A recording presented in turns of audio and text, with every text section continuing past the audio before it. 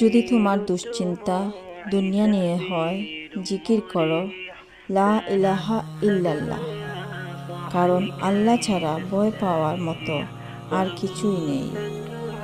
যদি তোমার দুশ্চিন্তা মানুষকে নিয়ে হয়, জিকির করো লা হাওলা ওয়ালা কুওয়াতা ইল্লা বিল্লাহ, কারণ আল্লাহর ইচ্ছা ছাড়া মানুষের কোনো শক্তি বা ক্ষমতা নেই। আর যদি তোমার দুশ্চিন্তা নিজেকে নিয়ে হয়, জিকির করো আস্তাগফিরুল্লাহ, কারণ ইস্তেগফার গুনাহ মুছে দেয় আর গুনাহ থেকে জন্ম নেয় অস্থিরতা ও অন্তরের অশান্তি। যদি তোমার দুশ্চিন্তা রিজিক নিয়ে হয়, জিকির করো আল্লাহু আকবার, কারণ রিজিকের ভান্ডার আল্লাহর হাতে।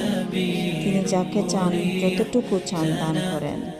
যদি তোমার দুশ্চিন্তা ভবিষ্যৎ নিয়ে হয়, জিকির করো হাসবুনাল্লাহু ওয়া নিমাল ওয়াকিল, কারণ আল্লাহই সর্বোত্তম কর্মবিধায়ক।